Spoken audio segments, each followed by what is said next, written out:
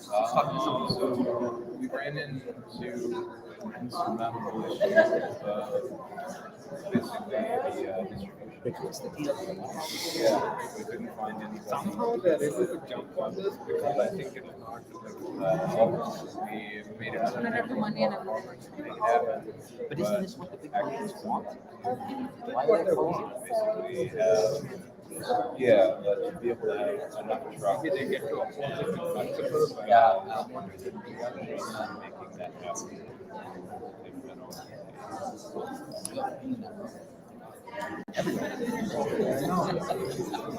I even saw. Yeah, that's why we tried to do it. I know. Yeah, that's with me and innovative. Oh, because of the Hope Scholarship.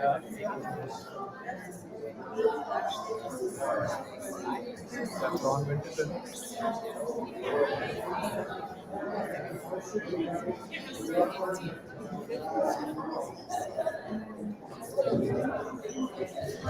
I don't think looking at this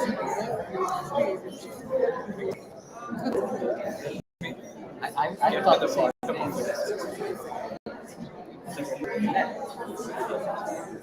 Very fair.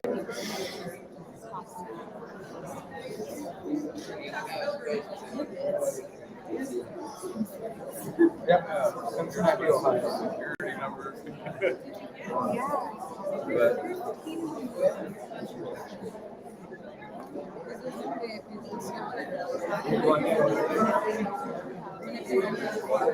Yeah.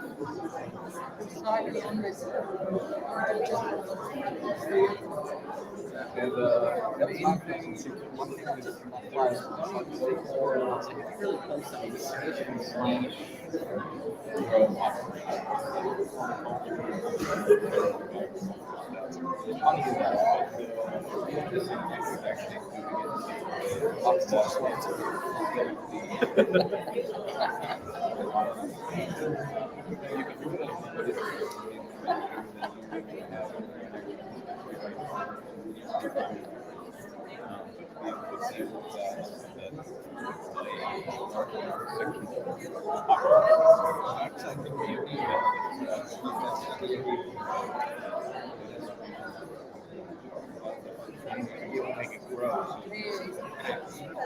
that's really the hard thing.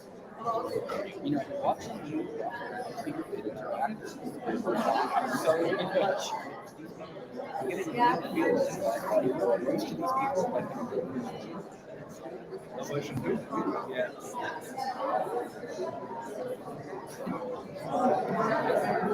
Yes, so it's the message.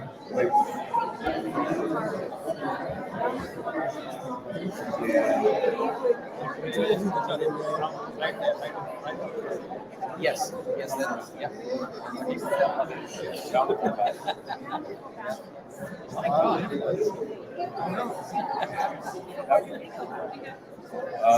Did you bring the peanuts?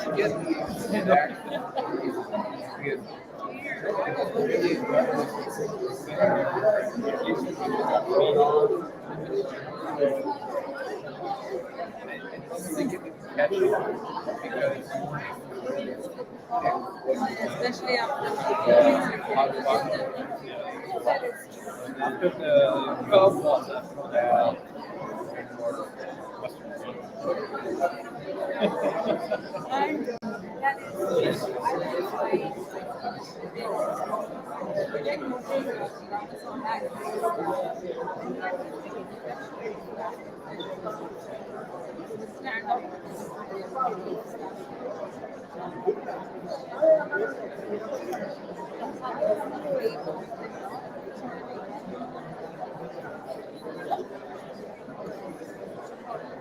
either don't slip in all the fight. either we show them their place.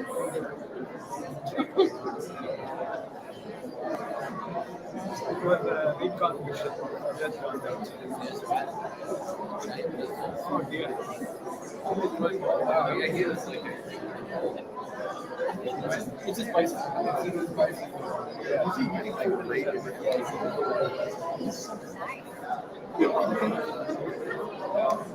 I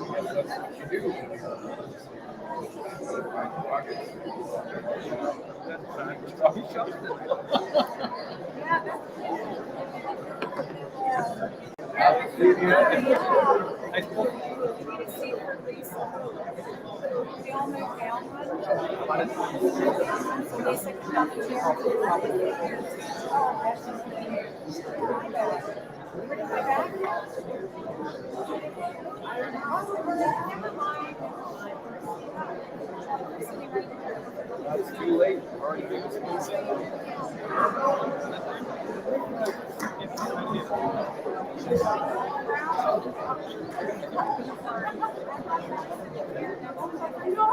Sorry, my stuff's up here.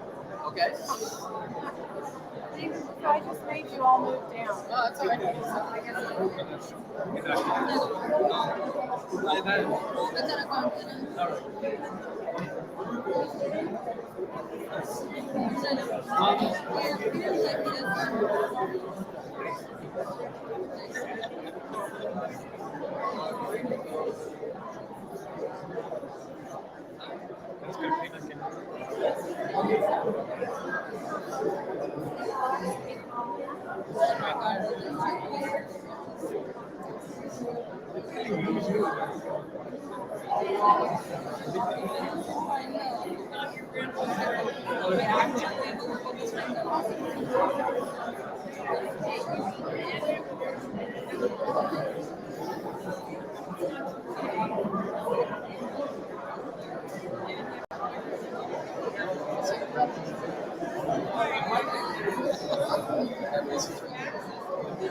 Yeah.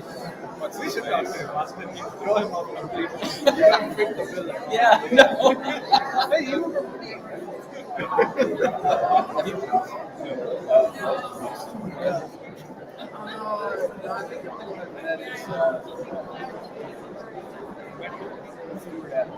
Oh yeah, yeah. We haven't went.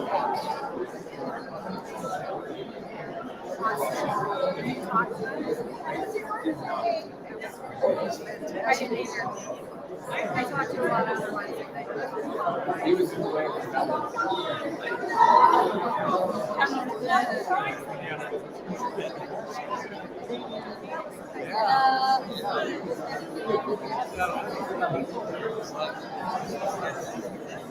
So now we found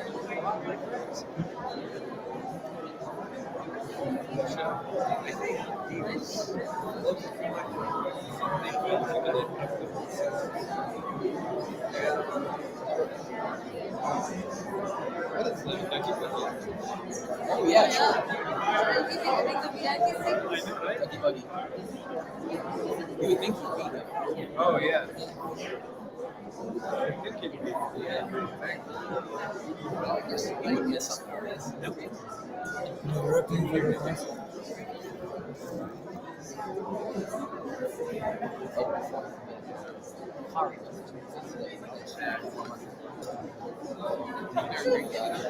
It's the same number, it's like 18 hours. That's when you get a train to shoot all of it.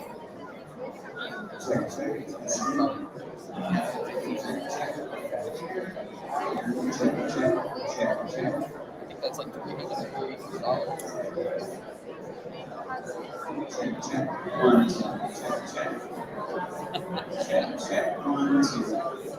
One, two, check, 1, 2.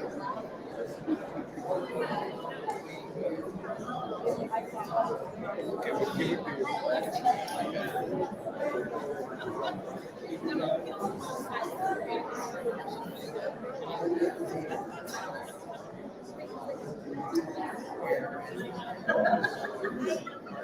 Anyway, what would it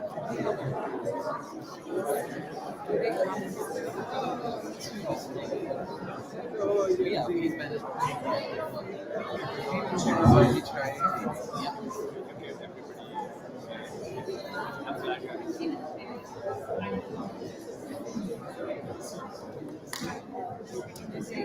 company funding us to educate the people? Yes, that's right.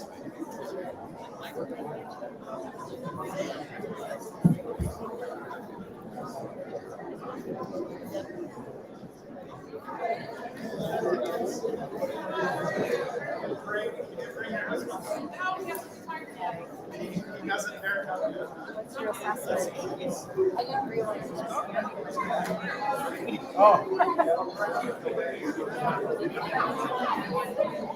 Yeah, no, that's okay.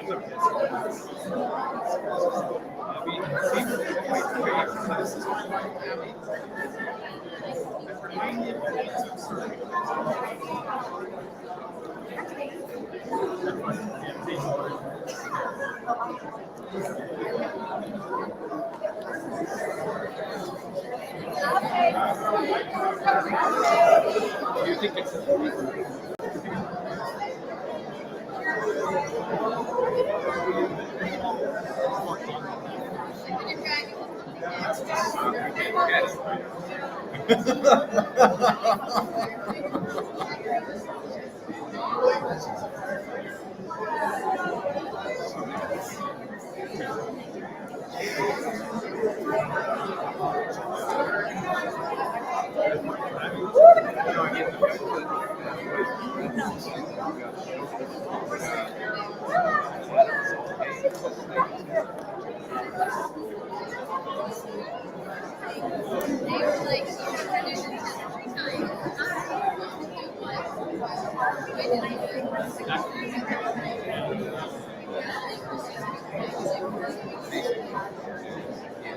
I think that's inaccurate.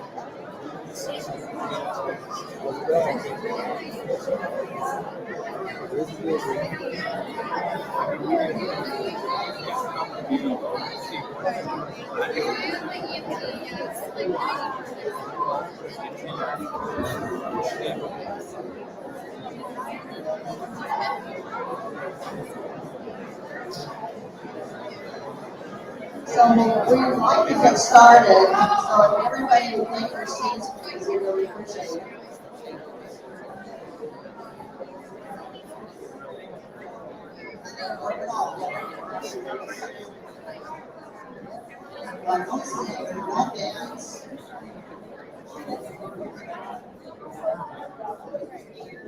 We'd like to welcome all of you here tonight. I know we still have a lot of people coming, but we just really need to get started.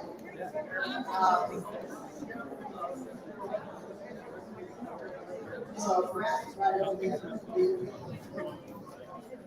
Yeah. Wow. As soon as the president stood up, everybody did what they were told to do.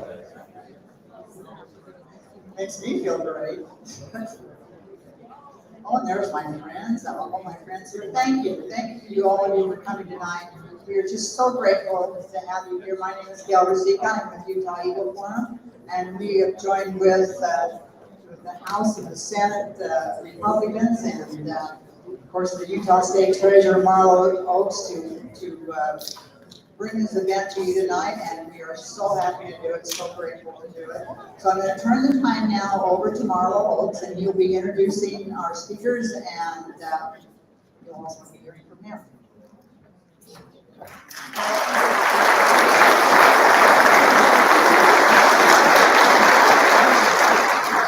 Well, thank you. Thank you all for coming. It's a thrill and honor for me to host you all here, and especially excited to have Vivek Ramaswamy with us. And before we get started, I did want to give the President of the Senate, Stuart Adams, a couple of minutes to say something. We've also got Speaker of the House, Brad Wilson, who will say something after the President, and then we'll go from there. So, President Adams.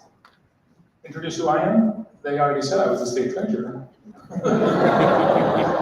Okay, now she needs to be introduced. Stand up, Elaine. Come on.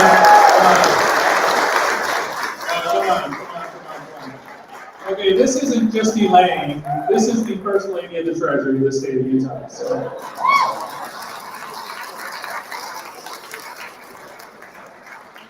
And she's also my chauffeur, which is fantastic. So. And my wife, that's true. President Adams. Really thrilled to be here, and I appreciate Gal and Marlo for putting this on. You know, last time I checked, Utah has what, Marlo? What kind of bond rating? AAA. And last time I checked, a AAA bond rating was contingent on how you can pay your bills back. we have managed our affairs really well in Utah. We're the best economy in the country. We have one of the lowest employment rates in the country, record unemployment. We pay our bills. We don't bond a lot. We manage our affairs. Last time I checked, I think I remember our founding fathers putting together a process where the legislature sets policy. Don't forget that executive branch, I'm sorry. The executive branch carries out the policy, and the judicial branch is a check and a balance. And when we allow special interest groups, businesses, to start setting policy, especially driving those policies by economic pressure, I think we've lost the foundations of what America is about. So I'm not going to talk very long, but this is one of the biggest issues I think we face. I see a lot of legislators here. We have 104 members of our legislature. I think there might be 208 bills that are being drafted on this. I think there's a lot of interest in it. And I think there'll be some efforts made during the legislative session to make sure Utah stays on that correct path. And we've done a great job in the past. We're going to continue to do a great job in the future.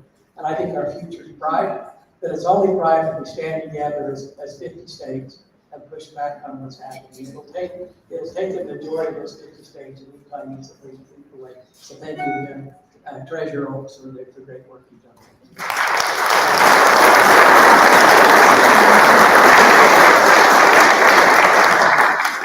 You know, I think that it would go a lot better for you, Marlo, if you just introduce yourself as Elaine's husband from now on. So, because that's how we know who you are. But it's great to be with you tonight, everyone. And first of all, I just want to echo President Adams' comments about this. You know, we're all here for maybe different reasons, but it's the same reasons. And this issue is one that is something that I've been thinking a lot about, and for kind of an interesting reason. I'm not going to be able to stay the whole night. I'm on strict instruction from my wife to get home in about an hour and a half, because our oldest is getting married this week. And, but I've been thinking a lot about Liz. She's our first to get married, and what kind of world her kids are going to grow up in. And very, very different than the world that I grew up in, especially if some of these ideas that seem like they're coming from just insanity start to take hold. And so it's important for us to be here to learn about these things. When I first heard about ESG, I thought, that can't be true. But lo and behold, it is. And it's crazy to me that our speaker tonight, Vivek, is working in a space where we have to have, or he's found success in having a fund against ESG.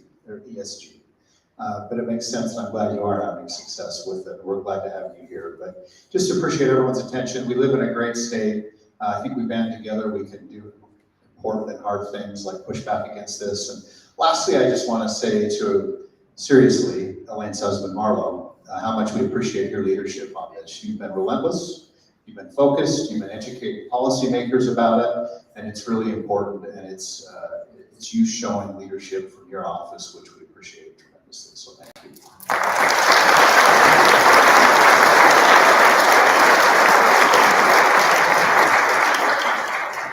Thank you, and I appreciate the legislators here. All legislators can raise your hand, just kind of show hands. There are a lot of them here, so really appreciate the support. It's really important.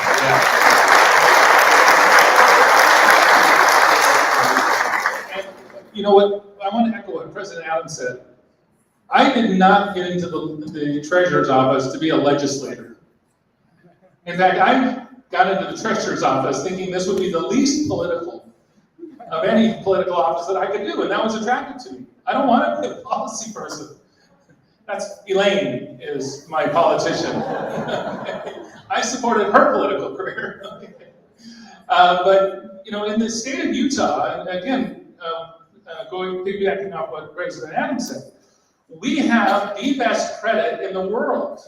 We have never been rated below AAA. AAA is the best rating you can get. We're better than the United States government. The federal government has a AA+ from S&P. We have AAA, and we have never been rated below AAA by any of the credit rating agencies. It's an unprecedented record. And that results in us being able to borrow money at the cheapest rates in the capital markets, which saves us as taxpayers and as Utahns money. It means something. It's very real. It's very serious. So when I was speaking to around the state of Utah earlier this year, I said, we have the best credit in the world, but it may not matter if we have a separate ESG rating, because the market can then look at that separate ESG rating and say, well, Utah shouldn't be given the lowest rates in the market because of whatever the ESG score was. And then March 7th hits, and I get an email from S&P Global that says, Treasurer Oates, we want to talk to you about the ESG indicators we plan to publish on the state of Utah. And my hit went into my stomach. I thought, this is it. I was just talking about this, and here we have one of the credit rating agencies creating a separate rating. And I have always maintained that if ESG factor is financially material to the credit rating of the state of Utah, then included in the credit rating of the state of Utah, not as a separate metric. Because once you create a separate metric, you can then point to that as a reason not to give capital to the state. It's very sinister. So now let me share with you, just quickly before we get to the debate, ESG, environmental, social, governance. Okay, there's those three general areas. It's basically a compliance score. How well does an entity that needs capital in the capital markets, how compliant are they to the ESG agenda? Whoever's rating them, how well do they measure up on those criteria? You get a score. Now, these ratings, I knew S&P Global, when they rated us, that the ratings were not going to be particularly harmful. That wasn't the point. The point is that you are putting in a mechanism that can then be weaponized against us in the future. So under S, my favorite, adverse publicity that results in reputational risk.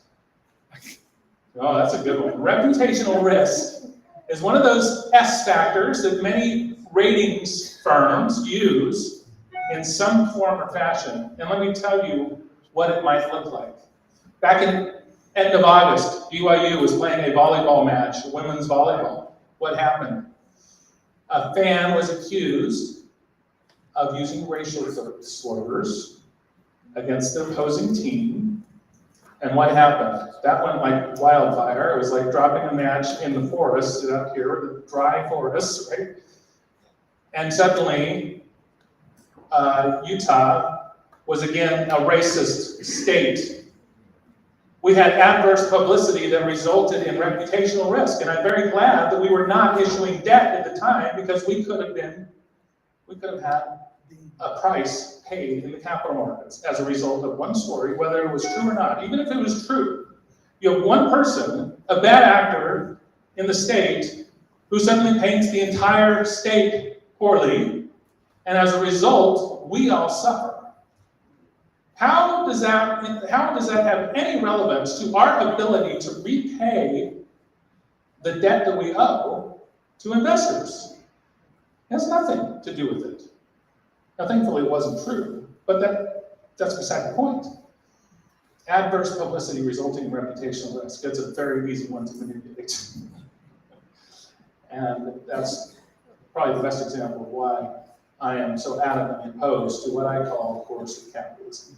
And I'm thrilled to have Vivek Ramaswamy here with us tonight, because Vivek is, I consider him my mentor in this whole thing, because back in November, when I learned that the Department of Labor wanted to allow as a default option in a retirement plan an ESG fund, I knew that that would politicize our investment markets, our retirement portfolios, and allow companies to use the retirement money of you and me to drive a political agenda, whether we liked it or not.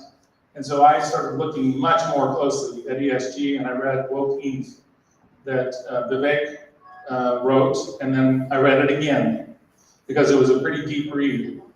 And then I had several conversations, and he and I have been developed a really great relationship. So I really appreciate Vivek coming, and without further ado, I'm going to turn it over to him. So.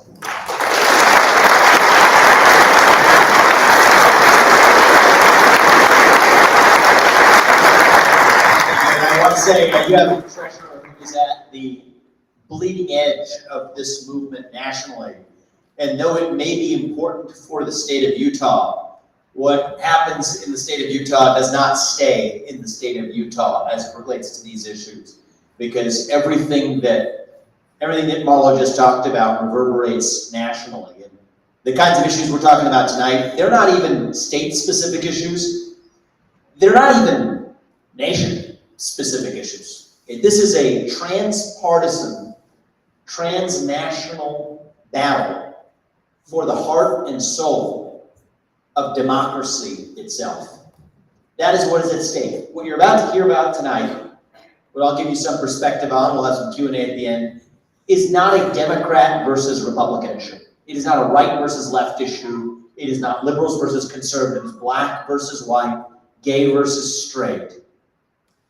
It is a question that goes to democratic Republican self-governance versus monarchy. It's not a 2022 question, it's a 1776 question. And I will implore every one of you to see the issues we're about to talk about tonight, not through the partisan lenses that you may appropriately view other issues through, but through the lens of what it means to be an American, what it means to be a citizen of a self-governing democratic society. That's what's at stake. And before I get into it, I'll tell you about a moment that I remember. Speaking of the next generation we were just talking about, a moment that I remember back in second grade in 1993, when I was in Evendale Elementary in Southwest Ohio. That was the moment when I heard Martin Luther King's I Have a Dream speech for the first time. That was the speech where he said that I hope that my 4 children grow up in a country where they are judged not on the color of their skin, but on the content of their character. I'll tell you, that dream had stuck with me. It meant something to me. Because it was the dream that allowed me to go in a single generation from being the kid of Indian immigrants who came to this country with almost no money to becoming the founder of a multi-billion-dollar biotech company. I had the privilege of leading that company as CEO for 7 years. We developed a number of medicines. The one I'm probably most proud of was a drug that I worked on that eventually became an approved drug for prostate cancer. But I stepped down from my job as CEO a couple of years ago, to work on a different kind of cancer. Not a biological cancer, but a cultural and economic cancer that threatened to kill that dream that Martin Luther King had 60 years ago. That threatened to kill the very dream that allowed me to achieve everything I ever had in my career. That was a new secular religion in this country that started in the social sphere, it spread to the economic sphere later, but it started with ideas like the notion that your identity is based on your race, your gender, your sexual orientation. That if you're black, you're inherently disadvantaged. That if you're white, you're inherently privileged. No matter your economic background or your upbringing, your race or your gender or your sexual identity determine who you are and what you're allowed to achieve in life. And one of the things they teach you in biology and medicine is that in order to understand the cancer, you have to first understand the root causes of that cancer. And interestingly, brought up the transnational point earlier. This is a transnational history as well. This did not begin on American soil. And I actually looked at what were the 2 most toxic ideologies of the 20th century. It was, in my mind, without a doubt, German Nazism, which was identity politics on steroids, and Soviet-style Marxism, which was an oppressor-oppressed narrative on steroids. You put the 2 together, and that's where you get this new modern cancer that started to define modern American culture. So, created this new culture where even if you question that ideology, you open yourself up to being labeled. And this is one of the things that I oppose in our discourse, whether it's coming from the right or the left, the use of labels. Once you use that label, it immediately stifles dissent. Reputational risk can be one of those labels. racist, misogynist, bigot, climate denier, whatever the label is. Once you have that label, it silences debate. So here's the way this works, is it said that, look, if you're on the racial and identity axis, if you're black, you're inherently disadvantaged. If you're white, you're inherently privileged. But if you question that narrative, then you're automatically labeled as a racist. And there is no greater damnation in modern America than to be labeled a racist, or a bigot, or a climate denier. And so they can such that we have now created a new culture of fear in our country, where certain points of view just aren't welcome. Now the question is how we got here. Okay, the story of how we got here starts with, I think, a pretty counterintuitive place. It starts with the 2008 financial crisis. And I remember the 2008 financial crisis because I got my first job in the fall of 2007 at an investment firm in New York City. Pretty interesting time to get a job on Wall Street. And for those of you who remember the 08 crisis, what happened was that big business made a lot of money when times were good, heading into the 08 financial crisis. But when times went bad, bankers actually got bailed out at the public fisc. And there was understandably a lot of public frustration to say that, wait a minute, you guys got paid a lot of money when times were good. But when times went bad, you got bailed out at the public fisc. That was the source of a new liberal discontent with modern American capitalism. That was the birth of the Occupy Wall Street movement, some of you might remember, where Occupy Wall Street was knocking on Wall Street's doorstep. And if you're Wall Street, you don't like Occupy Wall Street very much, okay? Because what Occupy Wall Street said was, we want to take that money from those wealthy corporate fat cats and redistribute it to poor people to help poor people. Agree or not, that is what the old progressive movement had to say. But right around that time, there was a birth of a new progressive movement, what I call the neo-progressive movement, that had a slightly different theory of the case. What they said was, you know what, the real problem isn't quite economic injustice. It wasn't quite poverty.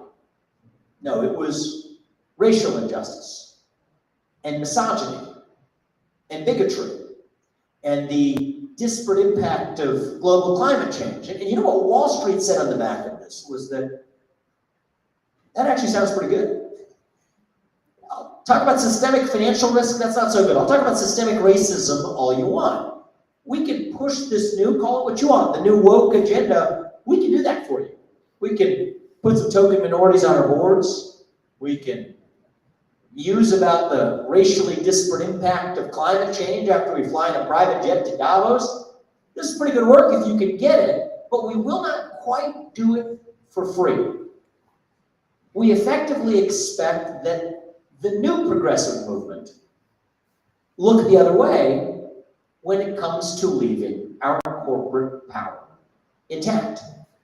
That's how you get to Goldman Sachs a few years ago issuing a declaration that it will not take a company public that does not have a sufficiently diverse board, where of course Goldman Sachs is the arbiter of what counts as diversity, and I assure you they did not mean viewpoint-based diversity. That is how you get to Wall Street, effectively leading to the birth of what you now know as the ESG movement. They had to apply a three-letter acronym to it because that makes it seem technocratic. If it seems technocratic, it's legitimized. But what this was a cynical grand bargain between two sides who did not really love each other. It's a sort of arranged marriage. My parents had an arranged marriage, but that was a different kind of arranged marriage, the good kind, the kind that worked. Okay, this is not an arranged marriage of love. Okay, this is more like mutual prostitution, and the net result of that act was the birth of what I call the woke industrial ESG industrial complex.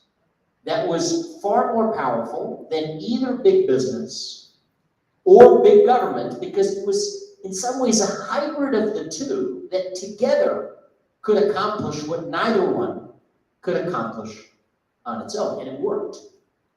It worked. It gave rise to new asset managers that swept into the wake of the 2008 financial crisis, swept into the public's demand for a new form of capitalism. Institutions like BlackRock and State Street and Vanguard, three of the world's largest asset managers today, that just over the last decade and a half aggregated enough assets today to manage over $21 trillion of your money, of our money. That's more than the US GDP, using that to advance the ends of the progressive agenda that could not be passed through the front door of Congress. But again, they didn't do it for free.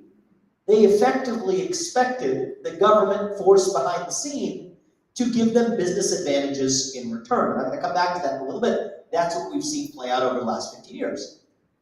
But this was working so well on Wall Street that their friends on the other coast in Silicon Valley said, you know, we're going to get in on that act. That looks pretty good to us. Because if you're in Silicon Valley around 2010, the threat to your monopoly power came from the left, okay? The old version of break up big tech used to come from liberals in this country. In the wake of Citizens United, were deeply skeptical of corporate power, the aggregation of corporate power to advance political ends. Rewind back to 2008, 2009, 2010, that was a left-wing value. It was Republicans defending the right of corporations to exercise their power. It was the Democratic Party that was actually deeply skeptical of the aggregation of corporate power, let alone monopoly power to determine what can and can't be said online. This was a liberal concern 15 years ago, 13 years ago. So when Silicon Valley said, okay, we're going to take that grand bargain. What we're going to say is, all right, we're going to use our corporate power to advance ends that you, the left, that's coming after us, want us to advance. We're going to take down hate speech and misinformation as you define it on the internet. We'll do that for you. But we won't do it for free. We effectively expect you to look the other way when it comes to leaving our monopoly power intact. And then again, it worked masterfully for both sides. So you see, that is how this game came to be played. And it worked so well for Wall Street, it worked so well for Silicon Valley, that that's when the rest of corporate America got in on the act. That is how you get to Coca-Cola issuing statements about a voting law in Georgia that make it sound more like a super PAC than a soft drink manufacturer.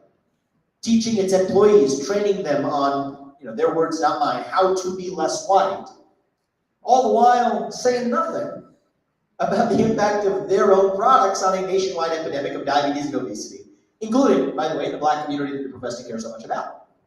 That's how you get to Nike, making statements condemning America for its systemically racist roots, slavery 250 years ago, without saying a peep about its own reliance on slave labor today to source $250 sneakers from the other side of the world to sell to black kids in New York City who can't afford to buy books for school. That is how this game came to be played. And it worked so well for both sides that it was still an uncomfortable marriage and partnership where each side cynically looked down on the other. But it worked for as long as each side got something out of the trade. And that's the story behind the birth of what I think of as a new 21st century monster. To borrow Thomas Hobbes' language, a new 21st century Leviathan that was a hybrid of state power and corporate power. That's the classical definition of fascism, I will remind you. The merger of state power and corporate power to accomplish what either could not on its own. That was far more powerful than what Thomas Hobbes envisioned 400 years ago. It's far more dangerous than what our own founding fathers envisioned 250 years ago, and became, I think, the single most powerful force in modern American life that, by the way, duped both sides into submission. It duped liberals into submission by making them forget about their skepticism of corporate power to say that, okay, we'll let you do it as long as you advance the values that we love. But it also duped equally conservatives into submission, because they said, hey, you know what, this is just the free market. You guys are the ones saying the whole time that the free market can do no wrong, all the while forgetting that the free market that we idealize is not the market that exists today. And so both sides were blinded to the rise of this new ESG industrial complex that was hiding in plain sight, but was built to evade both the right and the left. That's why I said this is a transpartisan issue. I think Democrats, principled Democrats, should be every bit as concerned about this as principled Republicans. Because you know what? We might disagree with one another. I'm sure we do disagree with one another on a lot of things as citizens. But the way we work out our differences, our political differences in a democratic society is through free speech and open debate in the public square where everyone's voice and vote counts equally. That is what it means to be an American. That is what it means to live in a free, democratic, self-governing society. And I don't care whether you're on the red team or the blue team, this is something that should be an affront to every American who believes that they are part of that system of democratic self-governance.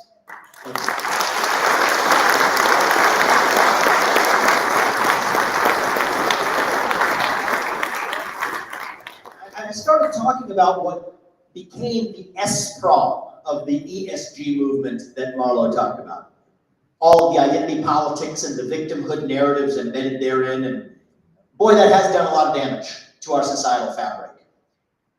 But if I had to pick, it's even the less dangerous of the prongs as compared to the first of them, the E prong. So what you see happen in the last few years is that this movement, this merger of state power and government power, has used the vehicle of one agenda, the climate change-driven agenda, to actually pack in the entire S agenda as though it were a Trojan horse packing a military inside. The E agenda became the vehicle, the Trojan horse, through which the S agenda was actually implemented. Let me explain to you how that works, okay? So let's go back to that story of the $21 trillion aggregated in the hands of three financial institutions, BlackRock, State Street, and Vanguard, and the banking institutions from JP Morgan to Goldman Sachs that also operate in their surroundings on Wall Street. Okay, what's happened in the last few years is that these financial institutions have served as an arm of the government to be able to do through the back door what government couldn't actually get done through the front door through the traditional lawmaking process. So you might have heard about this Green New Deal. Guess what? It never passed. You don't know why anyone who votes for it in most jurisdictions in this country is going to get fired from their job and voted out in the next election cycle. Turns out, we don't have the political muster in this country, I believe for good reason, to pass failed public policies that attack human flourishing today on the basis of some narrative of what's going to happen 200 years from now. But maybe we're right, maybe we're wrong, that's the way democracy works. Well, what the party in power realized was that you don't need to go through the messy democratic process to get there.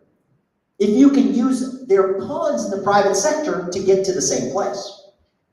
So instead, what happens, John Kerry traveled around the country, getting every major financial institution to sign the climate pledge instead.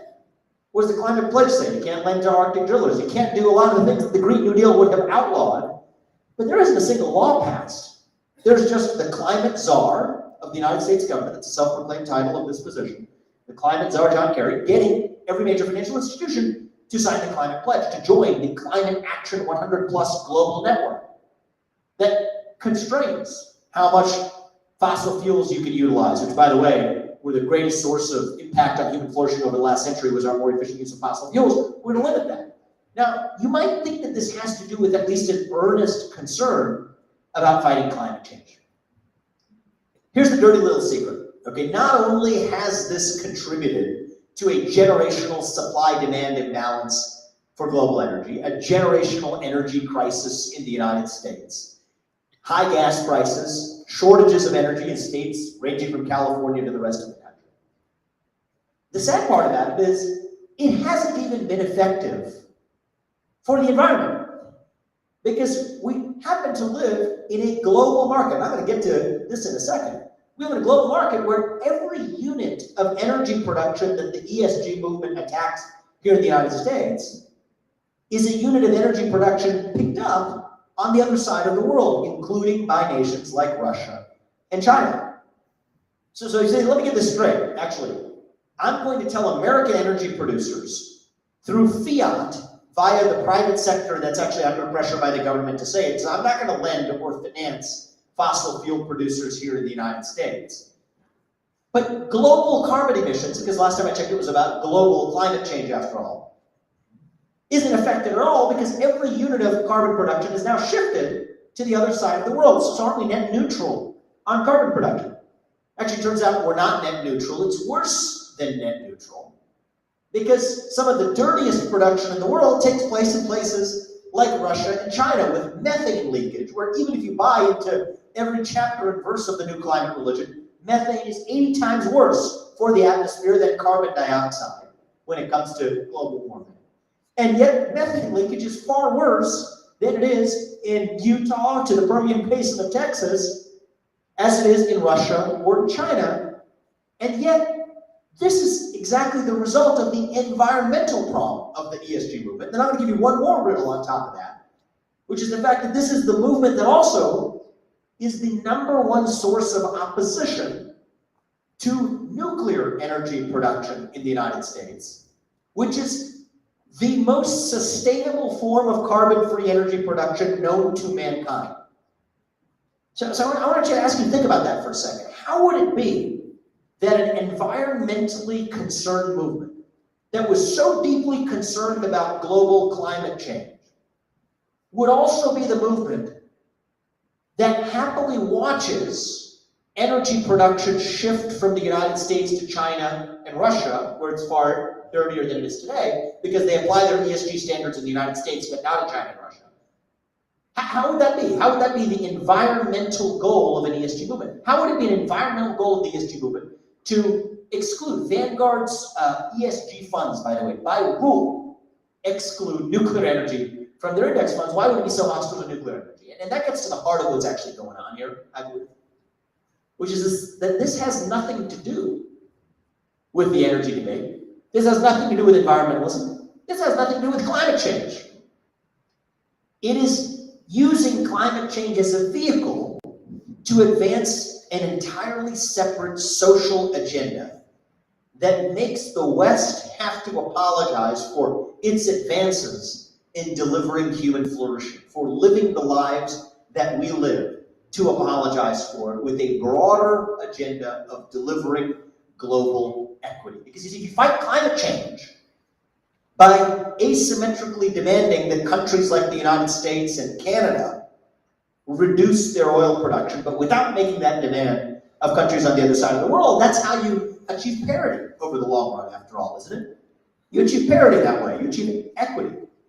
But the problem with nuclear energy, for example, is that it might just be too good at solving the energy crisis. It might just be too clean a way of producing energy that once we've done that, whatever happens to the other agendas that we need to pack in to the E prong of that ESG movement. So a question I sometimes get is, why is it that these letters go together? E, S, and G, aren't they completely different things?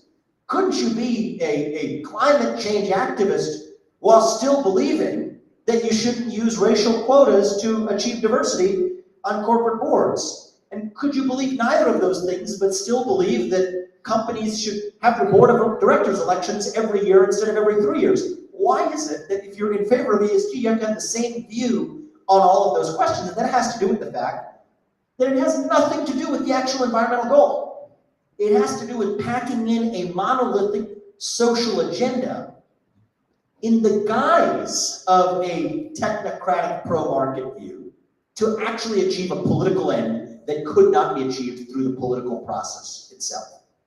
That's really what's going on. And it's worse than that. Because it's not just a domestically generated agenda. What I'm about to describe to you will sound to some like a conspiracy theory. I think it is more aptly described as a conspiracy reality.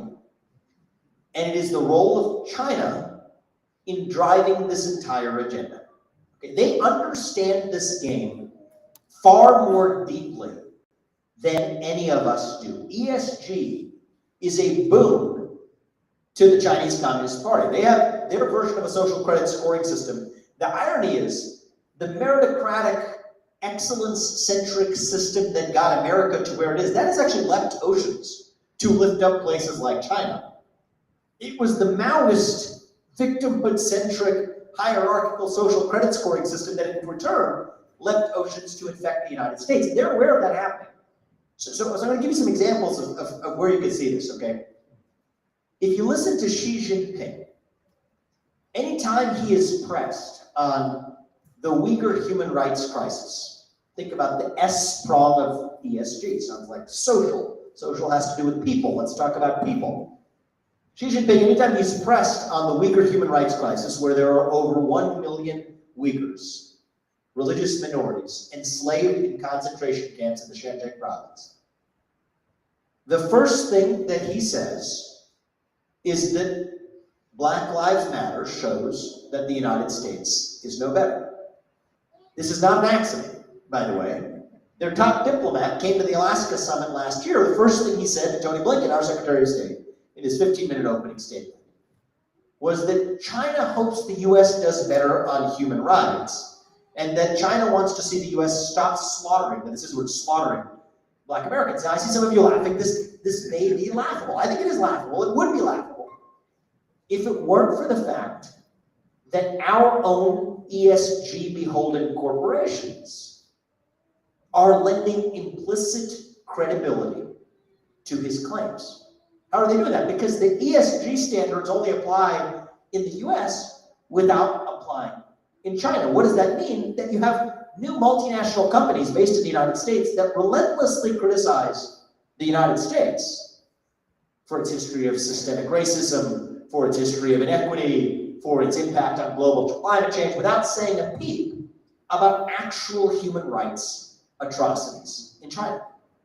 So that's how you get to a company like Disney weighing into a debate about transgender education in K through 3 in the state of Florida, or claiming that it would not be able to do business in the state of Georgia if Georgia passed a new anti-abortion restriction. This is the kind of thing Disney does in the United States under the guise of the S prong of the ESG blessed mantras. But yet, just last year, goes to the Xinjiang province of China, literally ground zero of the Uyghur human rights crisis, where there's over 1 million religious minorities subject to forced sterilization, communist indoctrination, and worse. And they don't say a peep until the very end of the movie. You can still see it in the movie today, where they finally muster up the courage in the credits to the film, where they say at the very end, "We thank the local authorities for allowing us the privilege of filming here." So you get to Nike, the NBA, BlackRock, JP Morgan Chase, you name it, the same thing. Relentlessly criticizing the United States without saying a peep in China, and that actually is not an accident, it is by design. Because if you're a United States company or an American company and you want to access the Chinese market, they build a great Chinese wall that prevents you from entering the Chinese market if you criticize the CCP. But here's the part that most people don't know.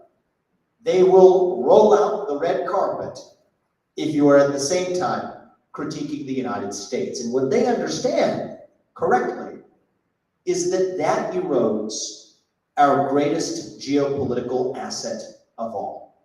And that is not our nuclear arsenal.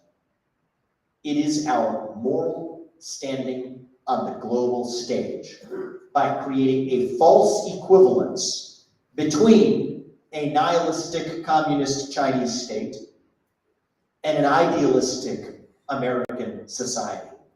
And I am sorry to say that it is working. The asymmetry with which these standards are applied is not an accident. It is by design. BlackRock, the world's largest asset manager, became the first foreign owner of a domestic, wholly owned asset management subsidiary business in China, after lobbying for different standards for Chinese companies that want to list in the United States. That's when they got that over there. Now, BlackRock relentlessly applies its ESG standards, say, to American energy companies, voting for a Scope 3 emissions cap at a great American energy company called Chevron. I wrote letter to the board of directors of Chevron in recent weeks, actually, as a shareholder, questioning certain decisions that they made responding to BlackRock. But that's what BlackRock does to great American energy companies like Chevron and Exxon. Yet you go to the other side of the world, where they're also a big shareholder of PetroChina, who's buying up the very projects that they're forcing Exxon and Chevron to drop. They don't say a peep. Why don't they say a peep over there? Because if you go to China and you tell them that, hey, we're going to make your energy companies abide by an ESG standard, they're going to tell you to close the door on your way out, and you're not going to be doing business here anymore. But you tell them that you're actually doing it in the United States and not in China. That's how you gain government-favored market share to manage more money for Chinese clients. No secret that BlackRock and Invesco, along with them, claim that China is their greatest growth opportunity. So that's how this game is played. It's using American companies as pawns. Our own addiction to global capitalism has become our own Achilles heel, where they have been able to use our own self-interest back against us to get American companies to do what they never would have done if it weren't for the fact that there's a gold mine on the other side that they're able to capture, and we over here delude ourselves to still thinking that we live in a global free market when the biggest market participant in that global market is not playing according to that same rule book. And the role of ESG in all of this can't be overstated, because that's the mechanism that gets us to accept those constraints in the United States without recognizing that those same constraints are not applied to our greatest adversary on the other side of the world, where our own companies are dancing like circus monkeys to the every demand of the CCP because they have money. So that is how this game is played, okay? Now, what do we do about it? Okay, this is the, not all doom and gloom here, okay? Let's see, where do we go from here? I think an important part of the problem is seeing the problem with clear eyes. I do see room for citizen-driven solutions through the political process, okay? One of my heroes, Ronald Reagan, famously did what he needed to do in his era. He identified the threats to liberty back in 1980. Back then, that was big government. Okay. He did what he needed to do. He slashed regulations, cut taxes, ushered in an era of prosperity whose echoes we continue to enjoy to this day. That's why he's one of my heroes. But I will remind you of a famous quote from my favorite Republican of all time, who was not Ronald Reagan, but is Abraham Lincoln, who spoke 160 years ago. And what he said 160 years ago is that the dogmas of a quiet past are inadequate to the stormy present. What I say is that the dogmas of 1980 are inadequate to address the unique challenges we face in the year 2022. Back then, the biggest threat to liberty and prosperity was big government. Today, it is not big government alone. It is a hybrid of big government and big business that together can do what neither one can on its own. Let's take the issue of big tech censorship. We alluded to it earlier. Well, the conventional response to internet companies taking down content on the internet that they want to take down is that these are private companies. They're free to decide what does and doesn't show up on their websites. Pretty reasonable argument, if they're actually behaving as private companies. However, we now know that these companies are not behaving as private companies, but they're responding directly to governmental threats and demands to take down otherwise constitutionally protected speech. They're using private companies to take down through the back door censorship of misinformation and hate speech that the government could not take down through the front door under the Constitution. We need to revive basic ideas. As I've argued on the page of the Wall Street Journal, that if it is state action in disguise, sometimes you have to rhyme these things, then the Constitution still applies, okay? These companies ought to be bound by the First Amendment to the Constitution of the United States when they are acting in concert with the government to do what the government couldn't do directly. That's not what Milton Friedman would have said, because he was born in an era where the threats to liberty were different. That was the Ronald Reagan era. This is a different era. Okay. You then go to the private sector. It's not just on the internet. You go to the private sector and you see people who are fired for saying the wrong thing on the job, on the internet, accused of saying the wrong thing in a basketball game.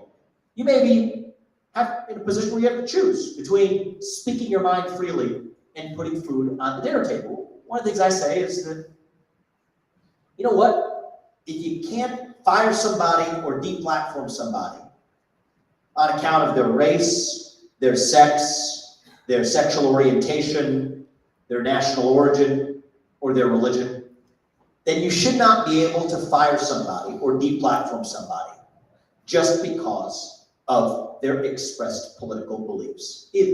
So long as we're going to have protected classes in this country, we ought to add political beliefs to the Civil Rights Acts right up there next to race, sex, sexual orientation, and national origin. If you can't do it, you got to apply the standards even better.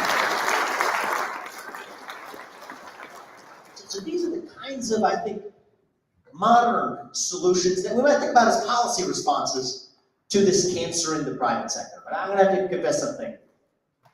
I'm not optimistic about that policy response coming anytime soon. And that's why I have personally turned my attention not to driving changes through policymaking or legislation, but actually through driving changes via the market itself. If we have a market problem, we might have an opportunity to solve this through market solutions. So that's why I founded a company called Strive. We are competing directly against firms like BlackRock and State Street and Vanguard, creating index funds. Index funds are just ways that everyday investors can own the market, but with a different approach, a different voice, and a different vote, where we at Strive deliver a mandate to these companies that they are to focus exclusively on delivering excellent products and services to their customers over any other agenda, including social or political agendas. That say that, you know, we live in a free country, and if you're a citizen and you're investing your own money, you're certainly free to use that to tell a company that you want them to fight climate change or achieve racial justice through, you know, a quota system that you want to see implemented on their board or their executive ranks. That's fine. It is a free country. You're free to do that with your own money. But you're not free to do that with somebody else's money. And one of the ways to solve that problem is to give that somebody else a choice with their actual dollars. This is what I think we're going to have to see more of. I am much more optimistic about market solutions over the next 2 to 4 years than I am over political or policy solutions, because political and policy solutions require someone to wait until November every other year or every 4 years to vote. But you know what? Turns out each of us is voting every day, whether or not we know it, with our dollars, with our pocketbooks, and with our investment accounts. And the only sad part about it is we don't even know that we are voting to subsidize and advance agendas that would actually make our own blood boil if we knew what was actually going on. That somebody else, likely from a corner office on Park Avenue in Manhattan, is using our money to advance social and political agendas that most of us disagree with and which have nothing to do with advancing our best financial interests. And to me, that's the kind of solution we're going to have to see in one sector after another. I'm doing it with Strive in the asset management industry. It's the one industry that's upstream of all of the others because it directs capital investment in other industries. But I hope that we see brave entrepreneurs step up in other sectors too, from technology to banking to consumer products, to speak on behalf of the 100+ million Americans today, maybe the 150 million Americans today, who have been implicitly excluded from their economy, implicitly excluded from the places where they shop, where they bank, where they invest, where they work. And the best part about it is it actually makes for, my opinion, a pretty darn good business opportunity too, because 150 million of those people are some of the best customers that any business could ever wish for. Hardworking, family-oriented, credit-worthy, saving, investing Americans that have been underserved by institutions in the private sector, by our banking institutions, by our asset management institutions, by our companies, that create an opportunity that I hope could create the next generation. The last generation of major companies were built on the social insights that Mark Zuckerberg had when we were both at Harvard. I think the next generation of multi-trillion-dollar companies can be built on the back of serving that base of customers in the United States and in other countries around the free Western world as we know it. I'm much more optimistic about those market-driven solutions than I am about political solutions. And the best news about it is that each one of you as consumers and as investors is empowered to play a role in delivering that solution. So that's what I can predict is coming in the years ahead, far ahead of our politics getting to it. Now, if we take one step back and closing this up before I get to Q&A, I still don't think that there's such a thing as a silver bullet solution. Okay, yes, I started Strive, yes, I'm proud of what we're doing, but there is no such thing as a silver bullet to a complicated problem like the one that Marlo introduced at the start of this talk. Okay? At best, we can hope for a patchwork, a plethora of partial solutions. But I think that at the end of the day, one of the things we're also going to need to do as a movement is to revive not just this idea of excellence in our markets, but also to revive the idea of what it means to be a citizen in a democracy. I think this is a question that we haven't asked enough, and I don't have all the answers, but I'm going to get you to at least the doorstep of a question that I think conservatives need to do a better job of asking themselves in particular. What does it mean to be a citizen of a nation? What does it mean to be a citizen of this nation? Does it mean just the ability to be free, to pursue our dreams through the system of free market capitalism? Well, that's half the story. But I think we also need to start looking ourselves in the mirror and asking ourselves, what are the civic duties that come with that citizenship too? And this is a topic I touch on in my latest book. It came out, the one last week, Nation of Victims. Ask the question of, what are the duties that come with citizenship? You know, right now we're all part of a generational moment in our history where we are so hungry for a cause, so hungry for purpose and meaning and identity. And we used to have that sense of purpose and meaning and identity filled by things like faith and patriotism and family and hard work. As those things have disappeared in modern American life, we are left with a void, a vacuum at the heart of the American soul. And it is when we have a vacuum that runs that deep that poison begins to fill the void. That is where wokeism is born. That is where ESGism is born. That is where the new secular religions of the modern climate religion to every other modern secular religion, that is what they prey on, is that vacuum, that black hole at the heart of the American soul. And I think one of the things we need to do is a better job of filling that vacuum with something far more rich, far more meaningful, recognizing that citizenship comes not just with entitlements and privileges, but with duties as well, and recognize that we are not just global citizens of a free world to do what we freely want on a given day, but also a citizen of a nation that we don't just inherit, but each play a role and have a stake in building. And to me, one of the most important parts of that national identity, of that vision, is the dream that I told you about at the very beginning. The American dream. That idea that no matter who you are, or where you came from, or what your skin color is, that you can achieve anything you want in this country with your own hard work, your own commitment, and your own dedication. That is the American dream. That is the dream that allowed my parents to come to this country 30 years ago and succeed despite having a thick Indian accent in Southwest Ohio in the year 1980. That is the dream that allowed me to achieve everything I have in my career. It is the dream that allowed so many of you to achieve what you have so as to be in this room tonight.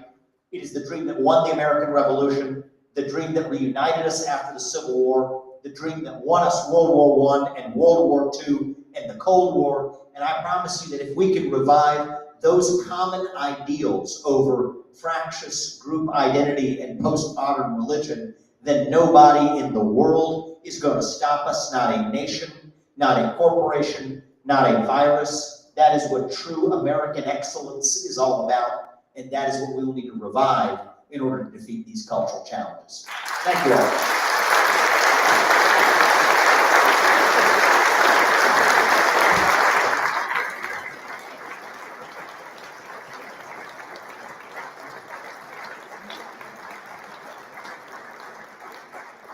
Thank you. So we're going to take some questions for Vivek. Before we do that, I failed to recognize our donors. I really appreciate donors and sponsors here. Dave Young, President Stuart Adams, Senator Kurt Cullimore, Speaker Brad Wilson, Representative Mike Schultz, Senator John Johnson, Senator Kurt Bramble, and Walt Plum, and then sponsors the Utah House Republicans, Utah Senate Republicans, Utah Eagle Forum, and then myself.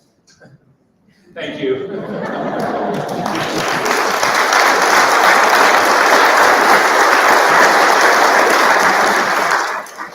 So I thought it would be good to take some questions from the audience. So go ahead.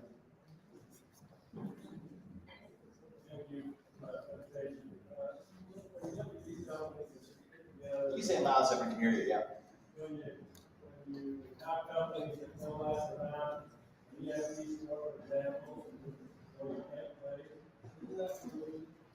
Is it collusion? This is a great question. So I'll run you through a thought experiment, and the thought experiment will quickly become reality, as you'll see. Okay.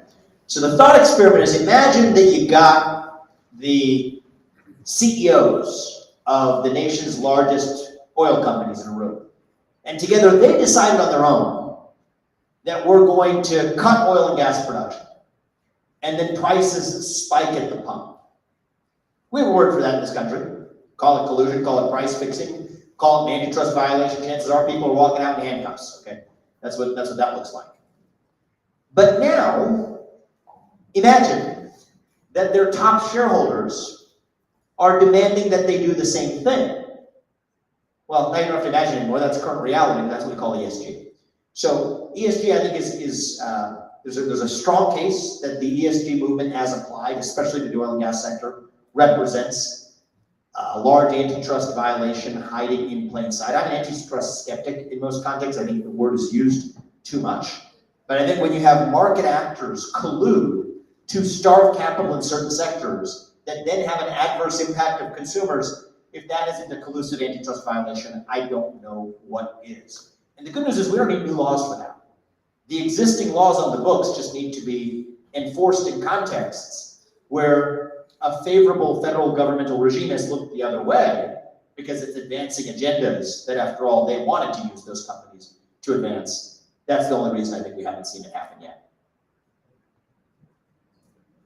Yes, first of all, just curious, I'm from Dayton, Ohio, so I'm curious, first of all, what town you grew up in? I grew up in Westchester and then in Evendale. Yeah, not far from here.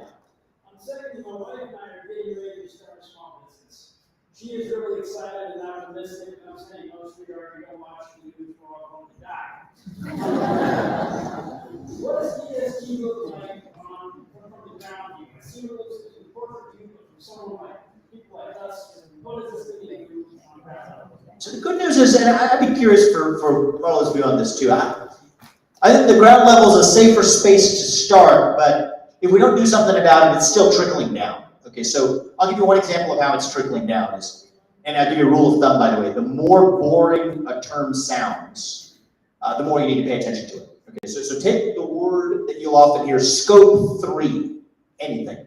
Emissions caps is where it comes up most, but you might have scope 3, DEI, diversity, equity, inclusion soon. What scope 3 refers to is it's a mandate on a big company that says that you need to change not only your behavior, say your own emissions, or your own diversity, equity, inclusion standards, but also anyone in your supply chain, all the way up to and including your suppliers or your customers.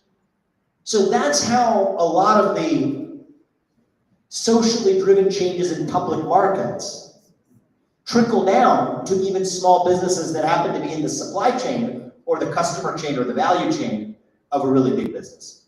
Scope 3 is really popular in Western Europe. It's only beginning to rear its head here in the United States. That was actually the focus of the public letter that I sent to Chevron's CEO and their board, and Mike Wirth is their CEO, asking why it was in their business interests, not the social interests, but the business interests of Chevron to adopt a Scope 3 emissions cap. I haven't yet gotten a good answer to that question. I don't believe I will, because I don't think a good answer exists. But understand that it's through that mechanism that they won't be able to get you directly, because if you don't have outside investors, your wife start a small business, technically you're free to do what you want because you own the company. But if your customers or your suppliers are demanding that you do as a condition for doing business, or the bank that you need to borrow from, or whatever, or even do your banking activities to make your revenue demand, they can behave a different way. That's when it starts to hit your front door. So I don't think we're there yet, but I don't think we're far from there yet either. And that's sort of where we are in the lay of the land. Any thoughts? Yeah, I was just gonna say, my biggest concern is the digitization of everything. I think we're moving into a realm, we're going from basically the analog world to a digital world. And that can change everything, because once you can track everybody, then you can drive behavior. And we are seeing this drive to digitize our lives. And that to me is a major concern. That's actually a great point I neglected to mention. This is actually one of the things that it may seem a little off topic, maybe it is, but it relates a little bit, which is the rise of the metaverse. Okay, so this is one of the things that actually bothers me about the rise of this so-called metaverse. Raise your hand if you've heard that term, metaverse. Okay, it's a familiar term to many of you. It calls for basically the dissolution of the boundaries between the online world and the offline world. Okay, and I think one of the things that we're going to really need to preserve is that boundary. At the end of the day, if the online world stays online, okay, you might have large social media platforms that are able to algorithmically pick at human insecurities to more effectively sell you goods and services, to be able to use those algorithms to gain a better window to your soul than you have yourself. But at least it is in a world in which we are segregating that to the realm of the internet. What the metaverse calls for is dissolving that boundary to bring that algorithmically powered world into the sacred sanctuary that we think of as the real space in which we live our lives. And then I think that, it's a domino effect. The rest is history, right? I mean, ESG scoring, great. Digitize it through the internet, but it's not just an internet, it's literally the three-dimensional space in which we live and operate. And I think that's actually one of the reasons why we need to be careful about not falling prey to the siren song of technological advance for its own sake. I mean, I love technological innovation and American leadership in driving technological and medical leadership, but at the end of the day, I think one of the things we miss in the conversation sometimes, and I think this is upstream of the ESG debate, but informs it, is that virtue is not a product of capitalism. I believe virtue is a precondition for capitalism to deliver on its promise. I sometimes joke that capitalism would be the best system known to mankind, as opposed to what I call it now, which is the least worst system known to mankind. It would be the best system known to mankind if our wants exactly matched our needs. And to the extent anything's wrong with capitalism, I think it can be entirely explained by the extent to which our wants diverge from our needs. And the gap between the two might be this thing that we call virtue. And I think we have to cultivate that in the offline world without the expectation that that's going to come from the online world. Once you dissolve the boundary between the two, that becomes impossible.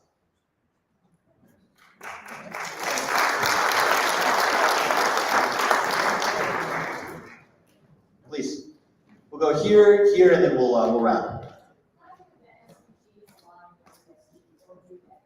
Yeah, the SDGs, so the Sustainability Development Goals of the UN. So I love how these things come in three-letter acronyms. It's amazing. So SRI was socially responsible investing, CSR is corporate social responsibility, SDG is Sustainable Development Goals of the UN, WF is the World Economic Forum, DEI is Diversity, Equity, Inclusion, ESG, DEI, SRI, ESG, CSR, CCP. Pick your favorite three-letter acronym. It's all part of the same. It's all part of the same story. So the short answer is it's just a spectrum, really.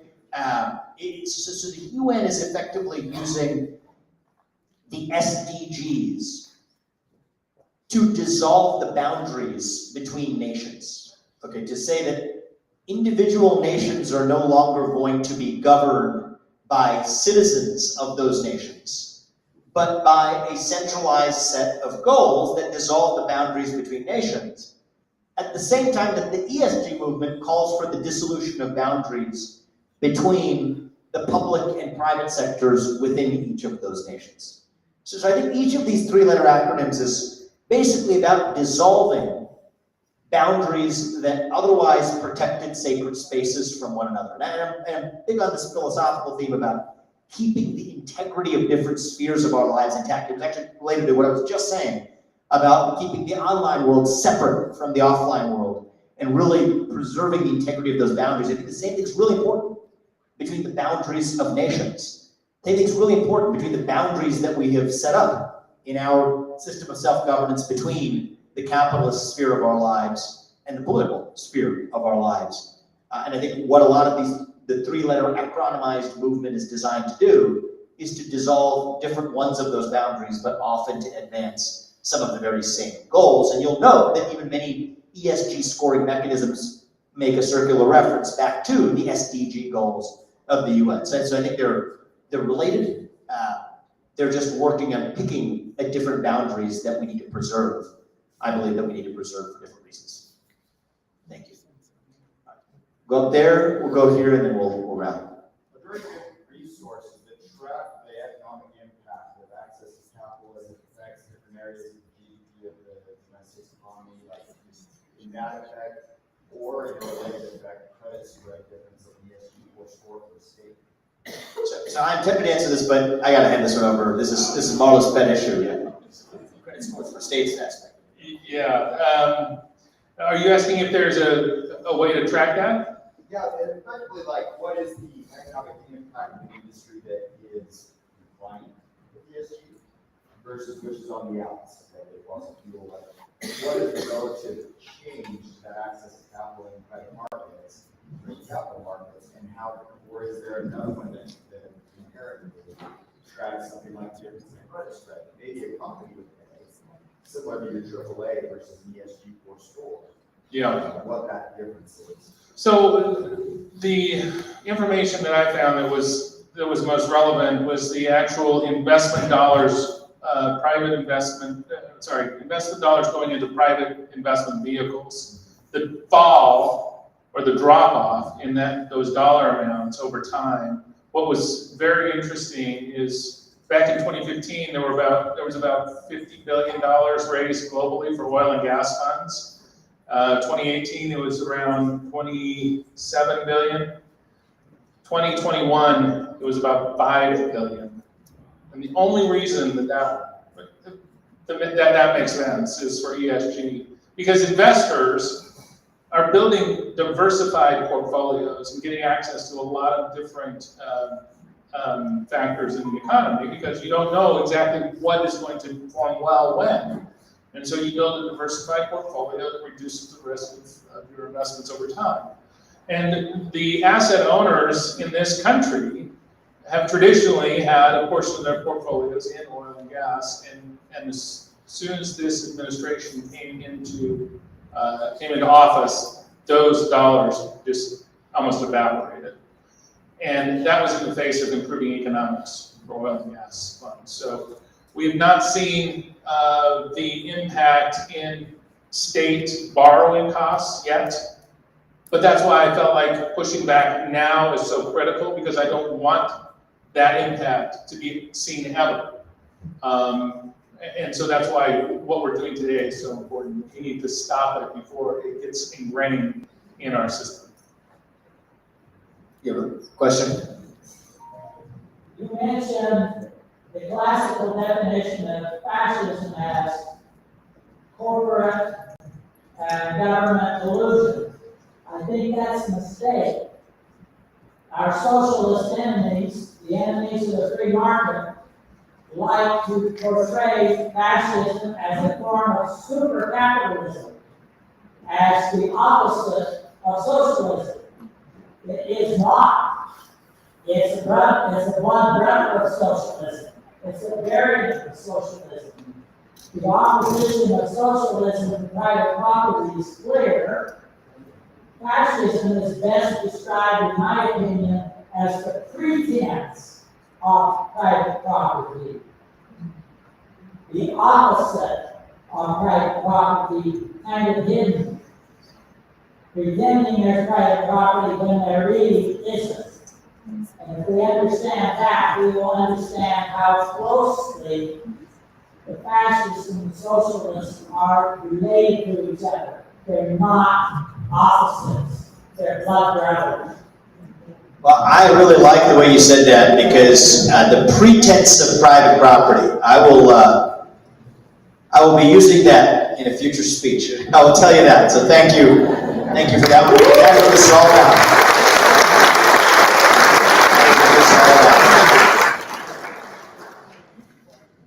I can't think of a better place to close than that. So that's what this debate actually was all about, is hopefully, once you see the pretense doesn't work anymore. Okay, once you have seen through the veil of that illusion, it becomes hard not to see it once again. And I think that I speak for both of us tonight, that part of the reason we spend evenings like we do tonight is that once you're able to see this problem with clear eyes, you're already on the doorstep of the solution. There is no one solution. There are many solutions in every sphere of your lives, ranging from the way you educate your children, to the people you elect to actually run the government, to the way you even invest your own dollars to make sure that your own hard work and savings are contributing to the world you want to see. I hope that tonight's been useful with respect to seeing at least the problem with clarity. I hope when we leave tonight, we're able to pursue it with our own agency as free market participants, as parents, and most importantly, as citizens. So thank you, Marlo, for having me. I appreciate it.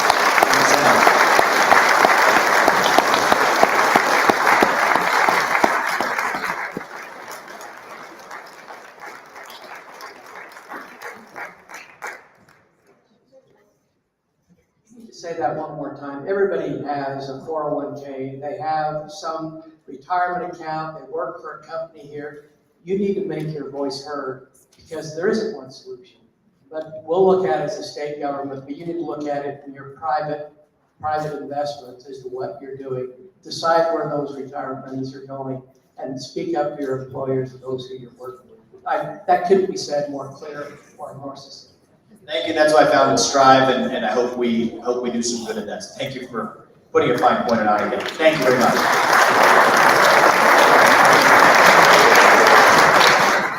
Thank you.